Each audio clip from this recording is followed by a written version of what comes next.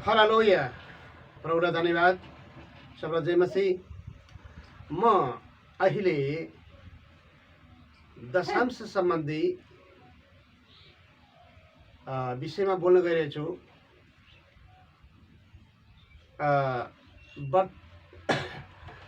वर्तमान मण्डलीले दशांश दिनु पर्दैन, यो त पुरानो करारको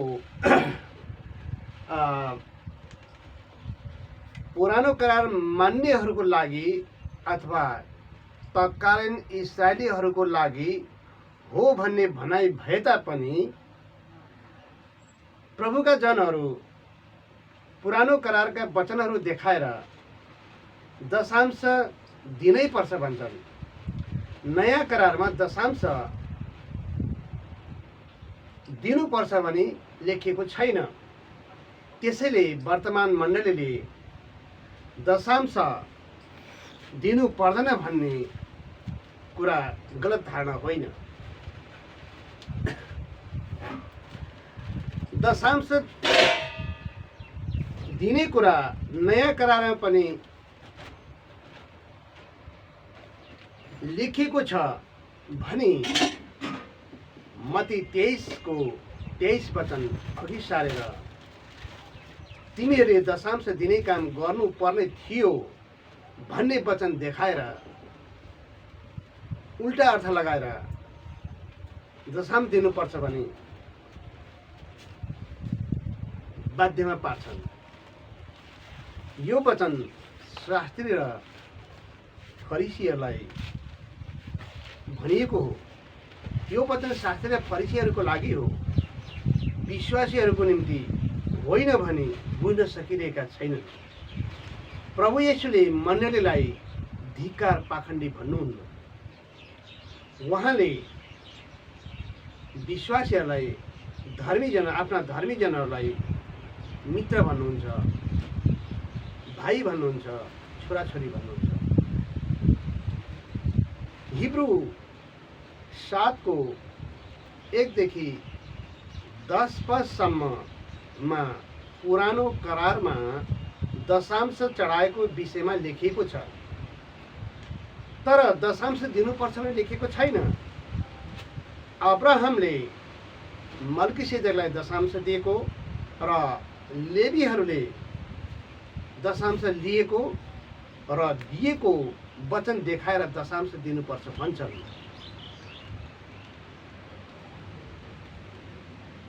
यो त पुरानो करार जान्नको लागि लेखिएको हो, दशांश दिन लेखिएको होइन। पुरानो करारमा दशांश लेनदेन भएको छ भने नयाँ करारमा हिब्रू 7:11 - 28 पदसम्मको वचनअनुसार दशांश दिन नपर्ने प्रश्निन्छ। दशांश चढाउनु पर्छ भनी लेख्ने एकजना लेखकले हिब्रू 6:17-18 पद अनुसार बदली हुन नसक्ने भन्ने वचनलाई दाबी गरेर दशांश दिने काम बदली हुन सक्दैन भनेको छ। यो वचन दशांशको लागि होइन, यसले नयाँ करारसँग सम्बन्ध राख्दछ। परमेश्वरले प्रतिज्ञा गरेका आफ्ना हकदार विश्वासीहरूलाई अब्राहम र प्रभु येशूद्वारा दिनुभएको नयाँ करार हो। हालेलुया। और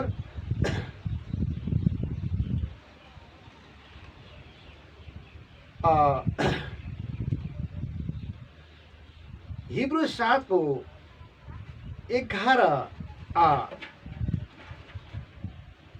दशांश चढाउनु पर्छ भन्नेले हिब्रू 7:11-28 सम्मको वचनहरू हटाइरहेका छन्। ती वचनहरूले दशांश चढाउन नपर्ने बताउँछ। हिब्रू 7:11 पदमा लेवीको पुजारी पदद्वारा सिद्धता प्राप्त हुँदो हो त। लेवीको पुजारी पदद्वारा सिद्धता प्राप्त हुँदो हो त, किनभने यसैको आधारमा मानिसहरूलाई व्यवस्था मिलेको थियो। मानिसहरूलाई व्यवस्था मिलेको थियो किनभने यसैको आधारमा मानिसहरूलाई व्यवस्था मिलेको थियो। हारुनको दर्जा बमोजिम नभएर फेरि मल्कीसेदेकको दर्जा अनुसार अर्को पुजारी खडा हुनलाई के जरुरत पर्थ्यो। यहाँ हामी हेरौँ हिब्रू 7 अध्यायको पहिला पददेखि 10 पदसम्म पुरानो करारमा दशांश लिएको र दिएको लेखिएको छ। तब नयाँ करारमा आएर दशांश दिनु पर्दैन भन्ने कुरा चाहिँ प्रश्न पार्छ। अब 11 पदमा हामी हेरौँ हिब्रू 7 को 11 पदमा कि लेवीको पुजारी पद भनेको त वेदीमा काम गर्ने। त्यो वेदीमा काम गर्ने भनेको के हो त? पशु बलि चढाउने र दशांश लिने। तर त्यो पुजारी पदद्वारा के त सिद्धता प्राप्त भएन, मतलब पाप क्षमा भएन, उद्धार भएन।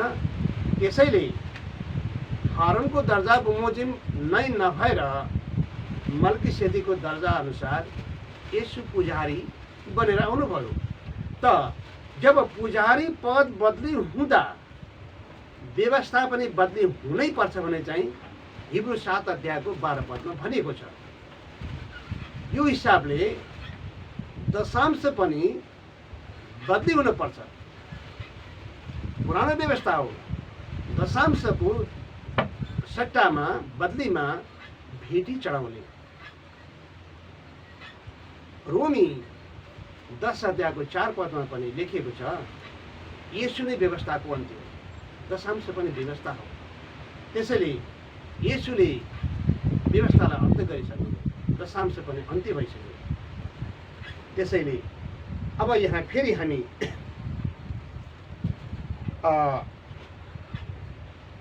हिब्रू 7 अध्यायको 18 पदमा जाउँ। किनभने त्यो पहिलो आज्ञा चाहिँ कमजोर र बेकाम भएको हुनाले खारिज भएको छ।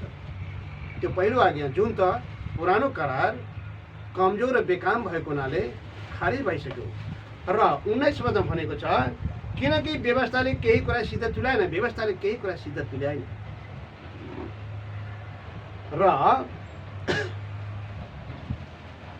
र त्यसभन्दा अझ उत्तम आज्ञा दिएको छ जसद्वारा हामी परमेश्वरको नजिक पुग्छौँ।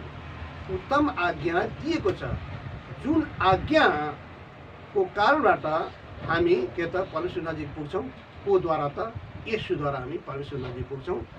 व्यवस्थाद्वारा होइन, व्यवस्थामा लेखिएको कुराद्वारा होइन, हामी यसुद्वारा परमेश्वर नजिक पुग्छौँ। उत्तम आशा हो त्यो। अब फेरि हामी यहाँ हिब्रू 7 अध्याय 13 पदमा हौँ। किनकि पुजारी पद बदलिँदा 13 पदमा हौँ। किनकि जसको विषयमा यी कुराहरू भनिएका हुन् उहाँ त अर्कै कुलका हुनुहुन्छ, जुन कुलबाट कसैले पनि कहिले वेदीमा सेवा गरेको छैन। त यसु त अर्कै कुलको हुनुहुन्छ, त जुन कुलले वेदीमा कहिले पनि काम गरेको छैन, कसैले पनि काम गरेको छैन। यानि कि वेदीमा काम गर्ने त लेवी कुलले हो, यहुदा कुलले होइन। यो वचनबाट हामी थाहा पाउँछौँ। त्यसैले यसुले वेदीको काम गर्नु, वेदी काम गर्नु मतलब के हो त भने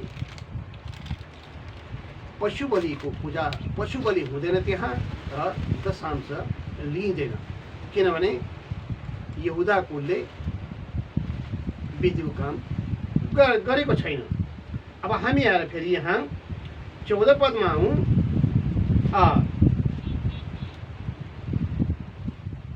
यसु त अर्कै कुलको हुन्छ, जुन कुलबाट कसैले पनि वेदीमा काम गरेको छैन। यहुदा कुलले त कसैले कहिले पनि वेदीमा काम गरेको छैन। त अब हामी 14 पदमा हौँ। किनभने यो प्रश्न छ कि हाम्रा प्रभु त यहुदा कुलबाट उत्पन्न हुनुभएको, हाम्रा प्रभु यसु त यहुदा कुलबाट उत्पन्न हुनुभएको, यहुदा कुलले वेदीमा काम गरेको छैन। वेदीमा काम गर्ने लेवीले हो। त्यसैले हामी बुझ्छौँ कि यसुले दशांश ग्रहण गर्नुहुन्न। यस कुलको विषयमा फेरि पुजारीहरूका सम्बन्धमा मोसाले केही पनि भनेका छैन।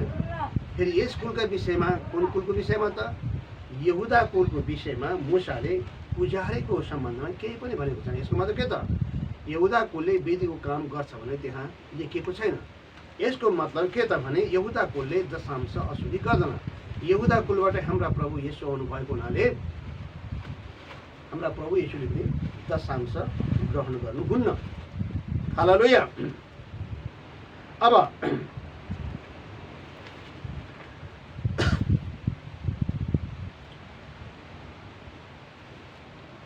हिब्रू यहाँ हामी यो हिब्रू 7 को 11 देखि 14 पदसम्म हामी राम्रोसित गहिरेर सोच्यौँ, विचार गर्यौँ भने के अरे दशांश दिनु पर्दैन भने हामी बुझ्न सक्छौँ। तर मानिसले के भन्छन् भने यहाँ हिब्रू 7 अध्यायको 1 देखि 10 पदसम्मको वचनलाई देखाएर यहाँ दशांश लेखेको छ, त्यसरी दशांश दिनुपर्छ भन्छ। तर यहाँ दशांश दिनुपर्छ भनेर लेखेको छैन। दशांश दिएको र लिएको मात्र लेखेको, दशांश दिनुपर्छ भने लेखेको छैन।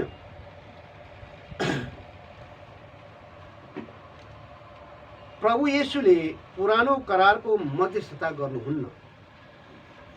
दशांश पुरानो करार हो। एफिसी 5:2 अनुसार परमेश्वरको निम्ति के त भने प्रभु येशूले एफिसी 5:2 मा परमेश्वरको निम्ति सुगन्धित भेटी र बलिदान भएर आफूलाई हाम्रो निम्ति अर्पण गर्नुभयो। कि प्रभु येशूले के त आफै सुगन्धित भेटी र बलि भएर आफूलाई परमेश्वरमा अर्पण गर्नुभयो हाम्रो निम्ति भने उहाँले दशांश लिएर अनि बलि चढाएर उहाँले चाहिँ आफूलाई अर्पण गर्नुभएको होइन, आफै भेटी भएर आफै बलिदान भएर चाहिँ परमेश्वरलाई अर्पण गर्नुभयो। अब फेरि हिब्रू 10 को 5, 8, 9 मा लेखे अनुसार संसारमा आउनु हुँदा ख्रिस्टले भन्नुभयो, बलि र भेटीहरू तपाईँले चाहनु भएन, तर तपाईँले मेरो निम्ति एउटा शरीर तयार पार्नु भएको छ। पहिले उहाँले भन्नुभयो, बलि र भेटीहरू, होम बलि र पाप बलि तपाईँले चाहनु भएन, तपाईँ तिनीहरूमा प्रसन्न हुनु भएन। यी त व्यवस्था बमोजिम चढाइन्छन्। अनि पछिबाट भन्नुभयो, हेर्नुहोस् तपाईँकै इच्छा पूरा गर्न म आएको छु। दोस्रोलाई स्थापित गर्न पहिलो चाहिँ उहाँले खारिज गर्नुहुन्छ। यो वचनअनुसार परमेश्वरले भेटी र दशांश भेटी र बलि चाहनु भएन। दशांश र भेटीको बदलीमा प्रभु येशू शरीर तयार गर्नु, प्रभु येशूलाई शरीरमा तयार गर्नु। प्रभु येशू आफै शरीरमा तयार भएर आउनुभयो। बलि र भेटी आफै भएर शरीरमा तयार भएर आउनुभयो र उहाँले भन्नुभयो, बलि र भेटी, होम बलि र पाप बलि तपाईँले चाहनु भएन।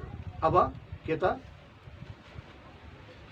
पशु बलि, होम बलि र भेटी, दशांशको भेटी परमेश्वरले चाहनु भएन। यो त व्यवस्था बमोजिम चढाइन्छन्।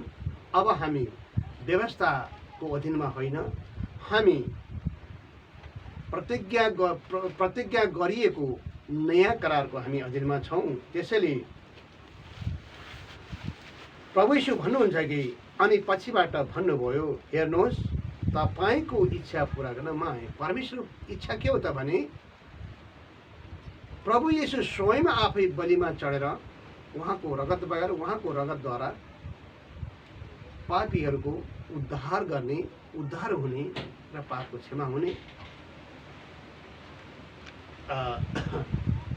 उहाँको परमेश्वरको इच्छा थियो। त्यही अनुसार उहाँको इच्छा अनुसार प्रभु येशू यस पृथ्वीमा आउनुभयो, पुरा गर्न आउनुभयो र दोस्रोलाई स्थापित गर्न पहिलो चाहिँ उहाँले खारिज गर्नुभयो। दोस्रो स्थापित गर्न, यानि कि नयाँ करार स्थापित गर्न पुरानो करार उहाँले खारिज गर्नुभयो। अब यहाँ लेखेको छ कि पुरानो करार खारिज भएको लेखेको छ, व्यवस्था बदली हुनै पर्छ भनेर लेखेको छ। अनि येशू नै व्यवस्थाको अन्त्य हुनुहुन्छ भनेर लेखेको छ भने फेरि मत्ती 5 अध्यायको 17 पदमा के लेखेको छ? प्रभु येशूले भन्नुभएको छ, म व्यवस्था रद्द गर्न आएको होइन। त यतातिर चाहिँ प्रभु येशू नै भन्नुहुन्छ व्यवस्था रद्द गर्न आएको होइन, यतातिर पनि प्रभु येशूले नै व्यवस्था रद्द गर्नुभयो, यानि कि खारिज गर्नुभयो। यसको मतलब एकतर रद्द भएको छ, एकतर रद्द भयो। तर रद्द भएको छ यो दुईटा वचनको आफ्ना आफ्नै अर्थ हुन्छ। मानिसले भन्छन् कि मत्ती 5 अध्यायको 17 पद देखाएर व्यवस्था रद्द भएको छैन, त्यसले त सांस दिनुपर्छ भन्छन्। व्यवस्था रद्द भएको छैन भने यहाँ फेरि खारिज कसरी भयो त? तर मानिसहरू एकतर्फी मात्रै वचनको अर्थ लगाएर हिँड्छन्, अर्कोतर्फ हेर्दैनन्। मैले यो कुरा पुरानो करार र नयाँ करारको विषयमा पनि बोलिसकेको छु। यहाँ पनि खारिज भएको मतलब के हो त भने परमेश्वर यानी कि प्रभु येशूले पुरानो जो व्यवस्थाका जो तरिका हुन् त्यो तरिका खारिज गर्नुभयो। त्यो तरिका खारिज गर्नुभयो। कुन तरिका? पशु बलिको रगत, त्यो खारिज गर्नुभयो। पशु बलि र पशुको रगत खारिज गर्नुभयो। के रगत नै खारिज गर्नुभएको छ त?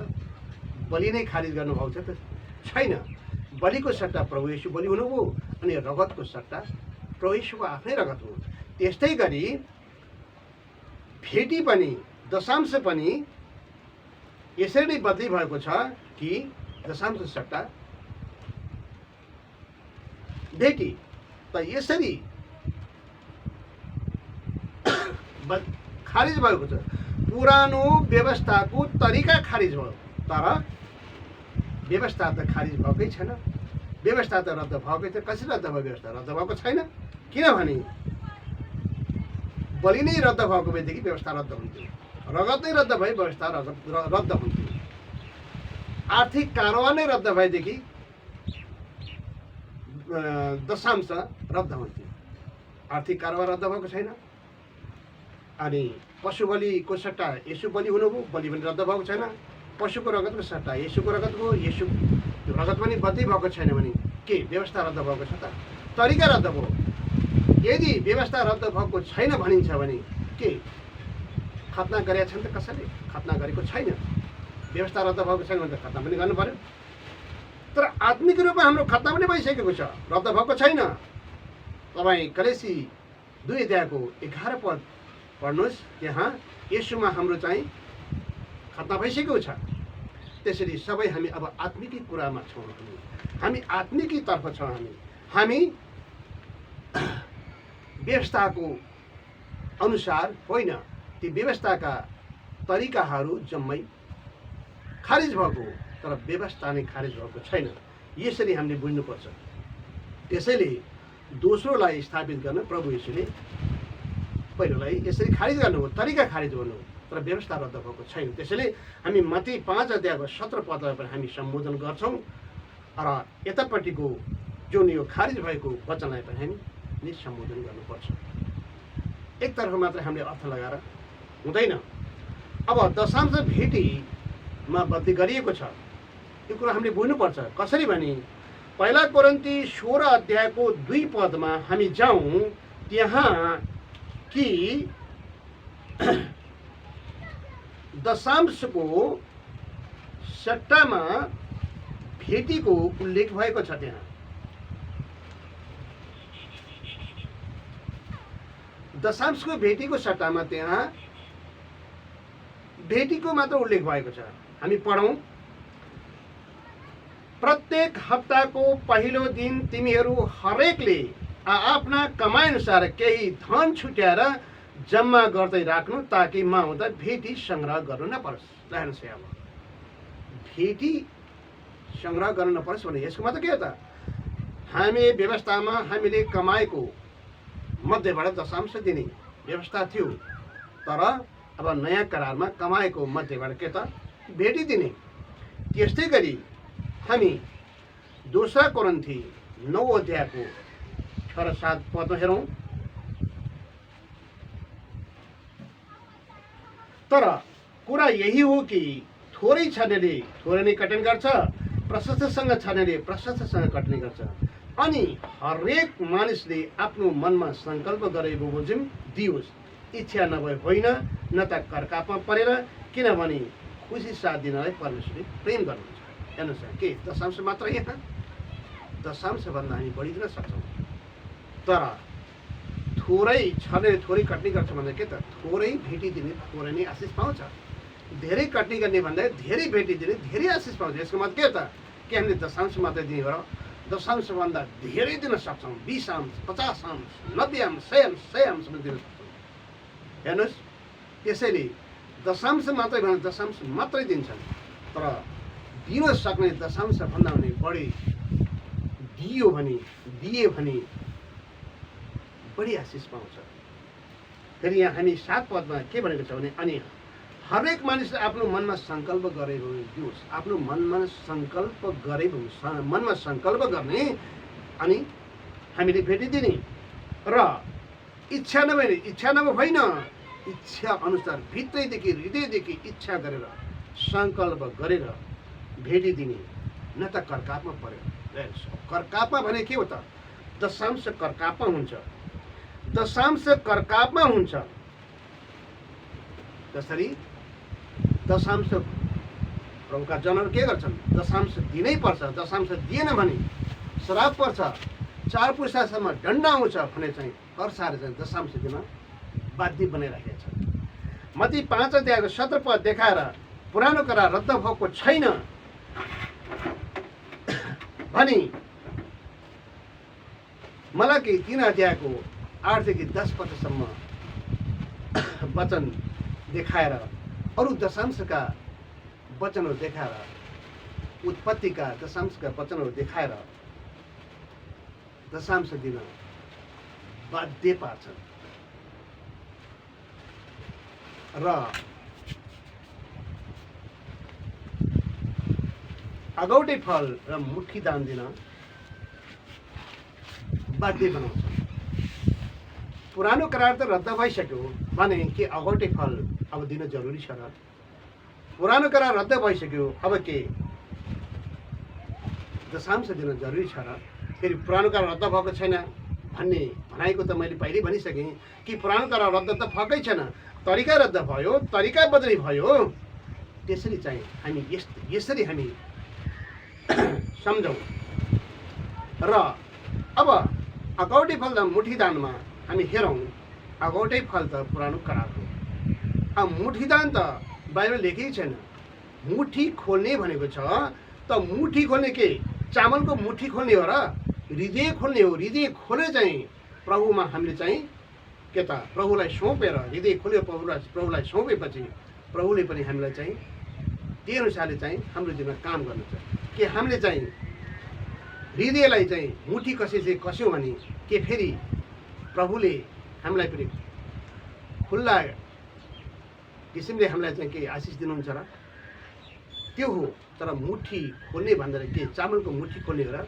चामलको मुठी दान कहाँ लेखेको छ? बाइबलमा लेखेको छैन मुठी दान दिने त। अनि मुठी दान दिन बाध्य बनाउँछन्, मुठी दान दिन्छन्, लिन्छन्। त्यसैले यो व्यवस्थामा यो अथवा पुरानो करार हामीले मान्नु पर्दैन र दशांश दिनु पर्दैन र मुठी दान पनि दिन जरुरी छैन।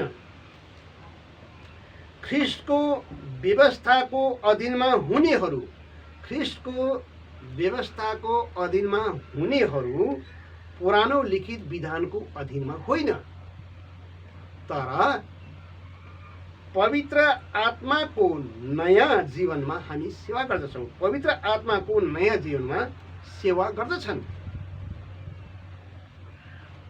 ख्रिस्टको व्यवस्थाको अधीनमा रहनेले अब पुरानो करारको व्यवस्थाको अधीनमा रहनु पर्दैन। हिब्रू किताबमा जति पनि लेखिएको छ त्यहाँ हिब्रू 4 अध्यायको 12 पद विश्राम दिन मान्नु नपर्ने त्यहाँ यसमा लेखिएको छ। हिब्रू 6 अध्याय 7 अध्यायदेखि लिएर 11, 12, 13 पदसम्ममा पुरानो करार मान्न नपर्ने, नयाँ करारमा आइसकेकाले पुरानो करार मान्न नपर्ने त्यहाँ प्रश्न पारेको थियो। हामीले बुझ्नुपर्छ। हिब्रू 7 अध्याय मात्र दशांशको बारेमा लेखेको थियो। दशांश पुरानो करारमा लिएको र दशांश लिएको दिएको, अब नयाँ करारमा दिनुपर्ने। त्यस्तै गरी प्रश्न पर हिब्रू 9 लेखेको छ कि पुरानो करारमा बलि चढाए पशु बलि चढाएको र अब नयाँ करारमा पशु बलि चढाउनु पर्दैन भन्ने कुरा त्यहाँ प्रश्न पारेको छ। म एउटै वचन दिन्छु, हिब्रू 9 अध्यायको 12 पद, बोका र बाछाको रगतले होइन आफ्नै रगतद्वारा अनन्त उद्धार दिएर। हेर्नुहोस्, प्रभु यीशुले आफ्नै रगतद्वारा अनन्त उद्धार गरिदिएर अनन्त उद्धार दिनु प्रभु यीशुले आफ्नै रगतद्वारा। त्यसैले पुरानो करारको कुरा त्यहाँ पशु बलिको बारेमा लेखिएको छ। त त्यो पशु बलिको बारेमा लेखिएर त्यसपछि पुरानो करारको बारेमा लेखेर त्यसपछि अब नयाँ करार मान्नुपर्छ भन्ने कुरा चाहिँ त्यहाँ सम्झाइएको छ। तर प्रभुका जनहरू के भन्छन्? हिब्रूमा पुरानो करार लेखेको छ, हिब्रूमा पुरानो करार लेखेको छ।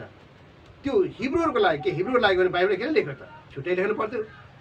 जब बाइबल लेखे त्यो सबैको लागि हो। हिब्रूहरू पुरानो करारमै फर्केर जान लागेको भएर फर्केर नजास भन्नका लागि हिब्रूमा पुरानो करार लेखिदिएको। तर प्रभुका जनहरू के त? प्रभुका जनहरू के भन्छन्? हिब्रू किताबमा पुरानो करार लेखेको छ भन्छ। लेख्यो किन भनेर भन्दैनन्। त्यसैले पुरानो करार लेख्नु र मतलब के हो भने पुरानो करारमा लेखेको कुराहरू अब मान्नु पर्छ। तिमीहरू पुरानो करारतर्फ फर्केर नजानु भनेर हामीलाई पनि सम्झाउनलाई त्यो लेखेको। यहाँ किनभने विश्वासीहरू पुरानो करारतर्फै गरिरहेका छन्। दशांश दिनुपर्छ भन्छन्, पुरानो करार। चाडबाड मान्नुपर्छ भन्छन्, पुरानो करार। यी सबै किसिमले हेर्दाखेरि अहिलेका विश्वासीहरू पुरानो करारतर्फै फर्किरहेका छन्। त्यसैले हिब्रू किताबमा पुरानो करार दिएको मतलब के भने पुरानो करारमा फर्केर नजानु भन्ने हिसाब किताबले दिएको हो। हालेलुया। त यसैले अब कि हामी नयाँ जीवनमा सेवा गर्ने भएकोले दशांश पनि पुरानो लिखित विधान भएकोले नयाँ जीवनमा सेवा गर्नेले दशांश चढाउन नयाँ करारले भनेको छैन। दशांश चढाउन नयाँ करारले भनेको छैन। अब हामी